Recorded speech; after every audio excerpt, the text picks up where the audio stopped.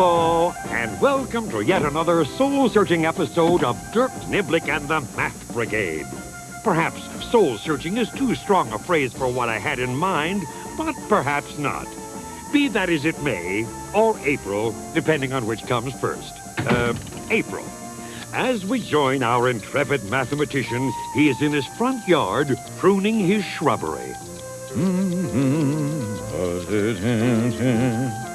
I love this time of the year. The days are warm enough to scald the hair follicles in your nose. But at night, it's always cool enough to make long-distance calls to people in Duluth, Minnesota. And while the less-than-mild-mannered math wizard played with his greenery, next door at Mr. Beasley's house, this scene was being played out within an inch of its life. Yes, this is the Beasley within a fortnight delivery system. Can I get a package from Kalamazoo to Poughkeepsie? Has the hen got eggs? You bet I can, and thank you for the confidence. Lovely if I do say so. And if I don't say so, who will? Fluff and Fold, my two almost favorite people, now that Malcolm Forbes has ballooned off this mortal coil. Look, Fluff, a talking bush. Good afternoon, Mr. President. What are you kids up to? Oh, it's you, Lieutenant Niblick. Well, we'd like to stay and wool gather, Lieutenant, but we've got a new after-school job. That's wonderful. And what might that be? It might be that we're working for a Major League Baseball organization as greedy idiots, but we're not. We're working as delivery people for Mr. Beasley. My neighbor, Mr. Beasley? You got it, Lieutenant, but now we must away. There are things to be delivered. Ta-ta! So, Mr. Beasley has started yet another new business. I hope it works out better than the time he tried to sell gas refills for electric guitars. I'd better keep an eye peeled, or at least a grape. Another delivery, Mr. B? Yes, kids, business is booming, and as soon as I can get that stopped, we'll be well on our way to fame and the Fortune 500. What I like best about this job so far, Mr. Beasley, is you pay off when you say you will. $2 per mile. That's right. For every mile you travel, I will pay you $2. Now get ready to pedal your hearts off. Where to this time, Mr. B? We have 2 deliveries, one from our hometown. Our hometown is back. Yes, and a proud village it is, too. We take one package to Heck. I remember that town from an earlier episode. As do I. And then we have a second delivery to there. Oh, I've been there. Where? There. Then you know the way. To where? We're not going to where. I know that. You know what? That we're not going to where? You're going to there. When? Now. We're going to now? No, we're going to there. Where? There. When? Now? Yes. I couldn't help it over here. Are you going there? I told my client we were going to there. I've been there. Where? There. Up until a few moments ago, I had been in favor of gun control legislation. Perhaps I can help. When? Now, do you mind if I climb through the window? Why? It's nice to be Where? here. Now, what are you about?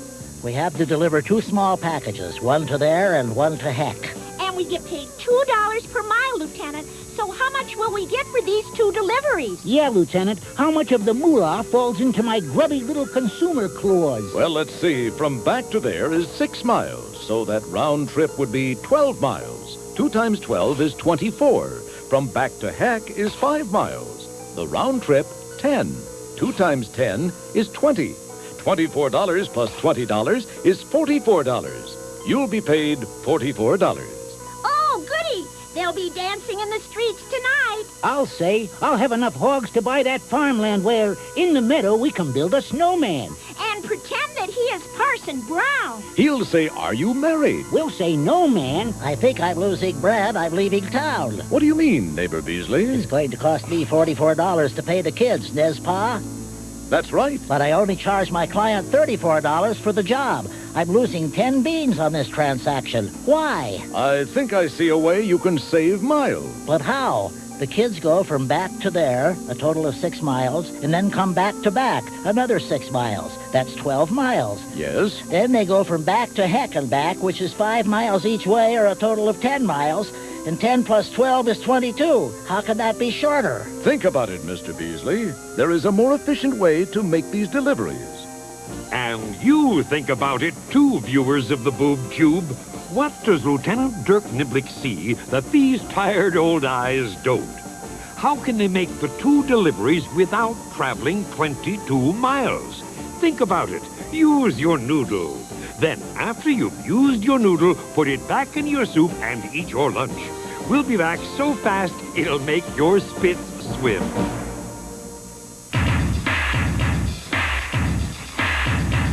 Hear ye, look alive, order in the federal court of jive. Here's the cat's gonna settle your grudge. Everybody rise for the Rappin Judge. I don't dig lion, and I don't dig bunk, and I don't dig none of this counterfeit junk. But tell it to me straight, and best to make it rhyme. Tell me who's the plaintiff and what's the crime. I'm sure, Your Honor, the court will sign that this young lady has robbed me blind. I made a pie like I always took it, but now it's gone and I know who took it. What kind of pie? Why, apple mash. And where'd you try to keep it before the snatch? I set it on the windowsill, and if he hadn't touched it, it'd be there still. Now, wait a sec. Now, tut, you'll get your chance to say, oh, what's what? There's just one little matter left. About what time did you notice the theft? The pie was stolen at 2 o'clock. The pie was stolen at 2 o'clock. Are you sure that that's the true o'clock? Yes, it had to be stolen at 2 o'clock. Now, you heard the lady plead about how her pie is a history.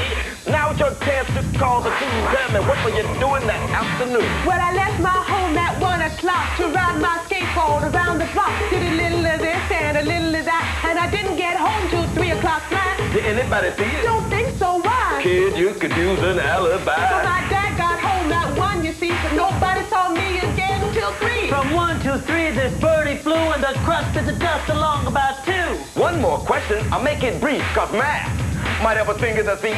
How far is this kid's habitat from the place where Granny hangs her hat? The plaintiff lived up by the bay, and the girl lives about 4 miles away. I say, what? 4 miles? What? 4 miles? Give or take a bit. Word, that's the end of it. This child is innocent. Of this, I'm confident. She did not do the deed. The clue is the rate of speed. Someone on a skateboard has the power to cruise at just about 3 miles an hour. That means 60 minutes or so. 3 little old miles is all she can do. But the lady lives 4 miles away. Yo, homeboy, I hear what you say. Around 888 miles, there's just no way. Yo, we're hip and bad as that. We got a math is here to help us solve the fact. A child on a skateboard has the time to steal a pie and steal the crime. So let's all split if you get my gist. And if you don't, then case dismissed. When we left these guys, they were trying to figure out how they could deliver packages from back to there and heck without expending 22 miles. I must admit I didn't figure it out. But maybe you did, because you're probably better at solving problems than I am. I had to quit school when I was a tyke and become a vice president. I tell you, Niblick, this is driving me nuts. Nust? You mean nuts? I mean nust. Call Edna. Look here, neighbor. You have to go to there and to heck, right? That's a big 10-4, good buddy. But is your route the most propitious? Is that a dirty word? No, it means presenting favorable conditions, Fold. I was sick the day we had that. Hey, wait a minute. I see what Lieutenant Niblick is talking about. Oh, sure. I don't, but I'm often the last to know. I didn't find out Joan Rivers was off Hollywood Squares until last week. What do you see, kids? If we go from back to there, And then, instead of going back to back, we go to heck and back. we would save miles. I'm not really sure I follow this cartographically explicit explanation. Look here, neighbor of mine. If you go from back to there and back, you've gone 12 miles. And if you go from back to heck and back, you've gone 10 miles. A total of 22 miles. Yes, I had that particular computation down to a nubbin. But try this one on for size. I'm a 32.5 short. Plan the route as a triangle. Go from back to there, and there to heck, and to heck and back. It's 2 miles from there to heck. A triangle? What's the difference? Add 'em up. 6 plus 2 plus 5 is... 13 miles. Instead of 22. Great Caesar's ghost. I've saved a bloody fortune because you won't have repedaled your path. Lieutenant Niblick, how can I ever thank you? Well, you could always say... Never mind. I wouldn't get around to it anyway, things being what they are and all. Now you can make money on this trip, Mr. Beasley. You're right. Sure, that's because we get our mileage cut. Instead of pedaling our little legs off for 22 miles and making $44, now we just scoot along for 13 miles and make 26 simoleons. But still, you've saved wear and tear on yourselves and your bike. Plus, you've spent less time on this particular delivery. There will be others. But enough of this shilly-shallying. Let's get that bike on the road, shall we? Load her up, Fold. Business is going to heck in a handbasket. I'll be leaving now, Mr. Beasley. Thanks for showing me yet another example of your mathematical prowess, and hopefully turning a marginally interesting premise into an award-winning cartoon show. Catch the lights while you leave, will you? Well, by gosh, about all I can say about this Dirk Niblick story is, well, by gosh. Tune in again tomorrow when I'll think of something else. Or not.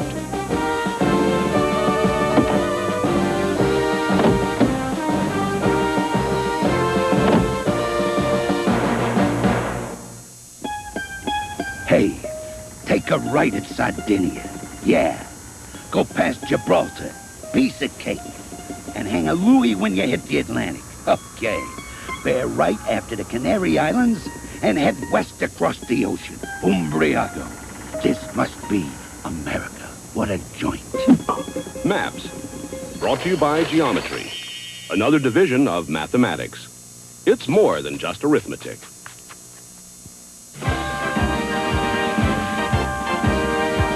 The story you are about to see is a fib, but it's short. The names are made up, but the problems are real. It was Thursday, 9:43 a.m., and the annual Gridlock Parade was in full swing. It was a quaint festival in which pedestrians in Manhattan dressed up as their favorite automobiles and stood in the middle of the street. I would have worked the day watch out of Mathnet. My partner would have been George Franklin, and my boss would have been Joe Greco, if I hadn't turned out to be a convicted felon. We were working on a particularly disturbing case, which was quite involving. That's what had me particularly disturbed. I was very involved. We decided to look for clues in previous scenes to see if we had missed anything. It all started when the ruler of a country called Mondo Yucky accused me of stealing a bracelet from her. Were you in Mr. O.D. Middleman's jewelry store last Saturday? And were you wearing this bracelet? After my boss arrested me, my case came to trial and the alleged victim said, "Yes, I was. I was wearing it when I entered, and then it was stolen from me." Is the person who stole it in this courtroom? Yes, the nerd sitting right there.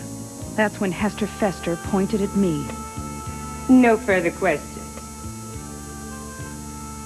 You're a witness. My partner defended me gallantly, but... Come on, Captain Greco. You know Pat didn't steal that stuff. Sure. Everybody knows she didn't, except that jury of her peers. I've never seen one come back with a verdict so fast. Anybody want to sublet? I was found guilty and was out on bail. The judge was going to sentence me in 2 days. Not much time to find out who really did steal the jewels. We met with an expert gemologist named Louis Jarris, who dropped a bombshell. Have you ever heard of the Bile Emerald? No. It's worth a small fortune, and Mr. Middleman owned it. It was displayed for Mrs. Fester last Saturday. That's right. And this is it? No, this isn't it. What is it? It's paste. Paste? A phony. Louis Jarris told us other jewelry salons in the area had been ripped off, where valuable gems were switched for cheap imitation copies. After searching our computer files looking for more leads... What are you doing, Pard? There's something with the letters on the dodecahedron that we haven't figured out. A code, maybe? Maybe. There's a lot of things about this case we haven't figured out. Yes. For example, how does Hester Fester buy all that stuff that she buys? What do you mean, Captain? We ran a credit check on her. And? She's flat broke. Yes, I'll hold. Morning, George. What's this? For Martha. Yes, I'm still here. Isn't that sweet? Try one. Thanks, I will. Ooh! Oh. What's in the middle? Rock candy hacksaws. That was my idea. Yes, Mr. Bland, thank you. Can you take a meeting? Fine, we'll be there. What's this? Turned down our appeal. Said there was no new evidence and there were no legal transgressions at the trial. So that means I go to jail tomorrow. What a swell way to start the weekend. Well, it was supposed to rain anyway. And we've got a meeting. Great. The condemned woman took a hearty meeting. Who's it with? A. Tad Bland, a consultant from Cleveland State Teachers of the Mind, who happens to be an expert in history, and Mondo Yucky in particular. We're going to Cleveland? No, he's here in New York at Columbia this semester.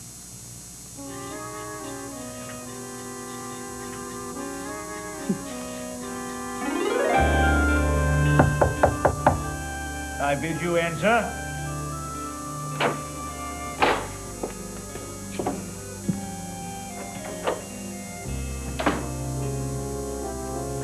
I'm George Franklin. This is my partner, Pat Tuesday, Mathnet.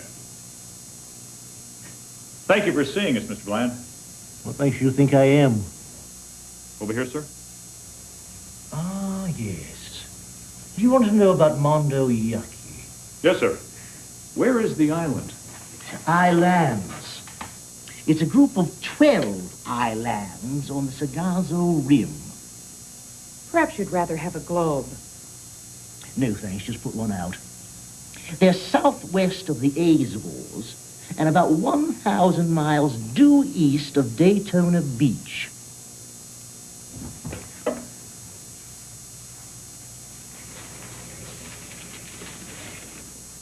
This is Mondo Yucky. It used to be such a marvelous, self-sustaining paradise. What happened?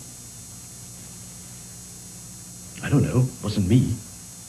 Oh, you mean what happened to the island? Oh, their economy went bad, like so many others. When did it go bad? During the Festa regime. How long have the Festers been in power? Well, Hester Festa has been dictator only since her husband died. About 5 years ago. And before her husband died? Before he died? He was alive. Oh, you mean before he had power? Oh, well, his father had it, and his father before him, and so on, for 300 years. It took 300 years to ruin the economy? No, in the beginning, the islands traded their goods and services with one another. In fact, each with exactly 5 others. What sorts of goods and services? A unique weather prevails in the Sargasso Rim. There's the Gulf Stream, the jet stream, and the trout stream. It allowed different kinds of crops to be grown. That's very interesting. Is it? Well, perhaps I should lecture about that. Pray, continue your narrative, Mr. Bland. Oh, I do like a man who knows how to talk stilt. Well, sir, for example, this island grew wonderful corn. And this one, incredible lima beans. Oh, they traded and made extraordinary succotash. This island here made smoked pork products. This one, prized chickens. They traded and got ham and eggs? Oh, no, better than that. Eggs Benedict. You see, each island had 5 trading partners for a total of 60 markets. Peanut butter and jelly, corned beef and cabbage, oil and vinegar, scotch and soda. Well, you get the idea. 30 pairs. Then what happened? Festas. They changed the rules and had all the goods shipped to the central island of Mondo Yucky. Then they taxed them heavily, exported them, and eventually the islands folded. The economy collapsed, went in the commode. What did the Festers do with the money they made from the exports? Oh, a couple of things. A couple? 2. Hester partied, and Nestor spent money on defense. You've heard of the dodecahedron. Oh? Nestor made Mondo Yucky a walled city. It had 12 walls and 12 angles. He built it for protection. Protection against what? Well, Nestor was worried about two things. Attack from a neighboring island and Major League Baseball expansion. He bankrupted the country fighting them. Did it work? Well, no one knows because no one ever attacked them. Although once, while he was on vacation, Faye Vincent was hit in the head with a lady's wedgie in the boom-boom room of the Motel 6. Is there anything else you can tell us about Mondo Yucky, Mr. Bland? No. What about the dodecahedron? What about it? It's a symbol, isn't it? Yes. Hundreds of years ago, a jewel-encrusted icon in that shape was buried in the tombs of Mondo Yucky. But that's all anyone knows about it. No one living's ever seen it. Really? Yes, but they will in the very near future. How's that? Last year, the Calendar Congress passed a law that the original dodecahedron would go on public display this year. Next month, in fact. Why? On the vain hope that it will improve tourism on the islands. You called it the Calendar Congress. Yes. Hundreds of years ago, they were called the Calendar Islands. Well, that name went by the boards. But their representatives are still called the Calendar Congress. Well, thank you for your time, Mr. Bland. Oh, my pleasure, believe me. Ta-ta.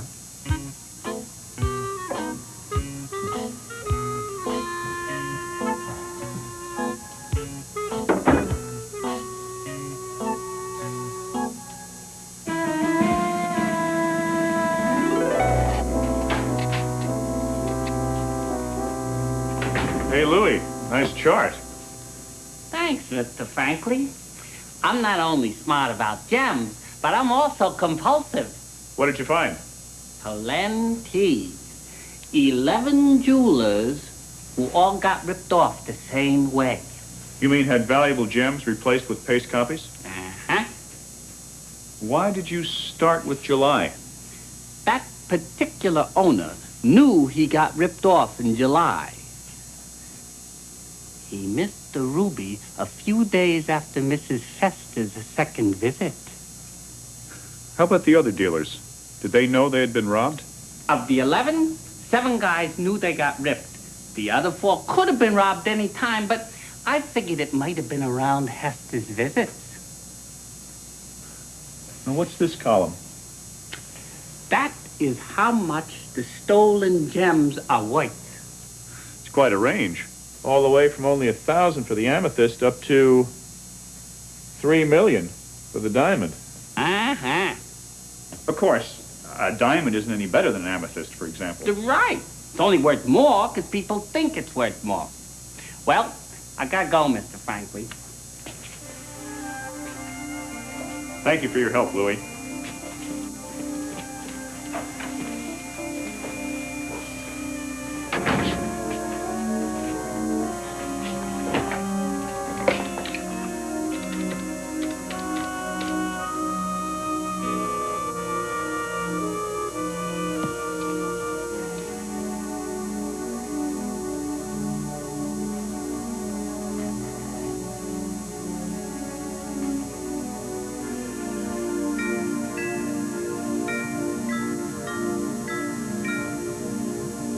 Okay, assume you're right and Mrs. Fester is ripping off these jewelers.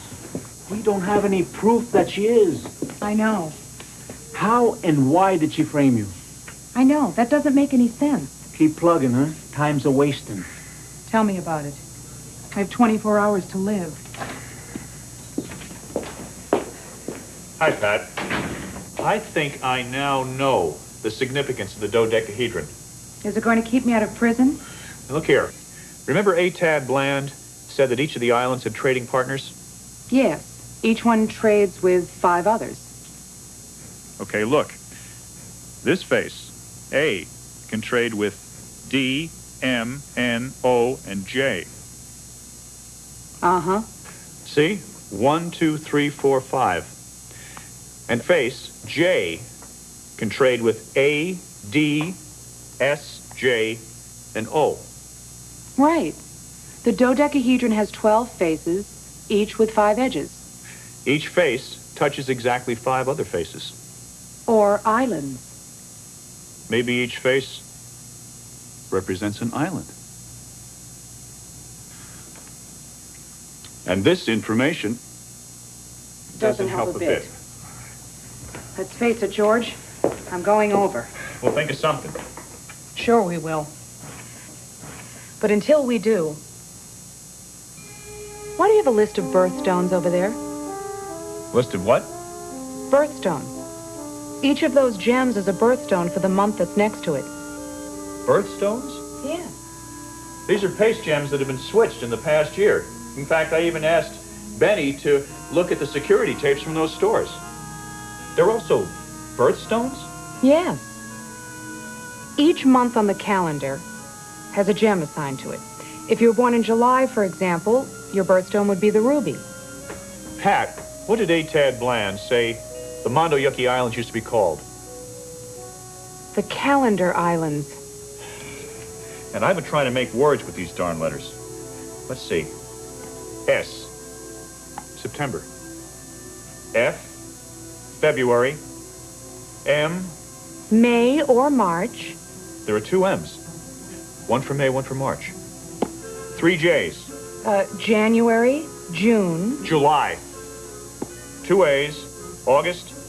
April. O, October. D, December. N. November. Those letters could stand for the original Calendar Islands. Each face touches 5 other faces. Or trading partners. And a precious birthstone has been stolen for each month. No, Pard. 1 month is missing. Which month? The month we are presently in. You're right. June is missing. June. The pearl.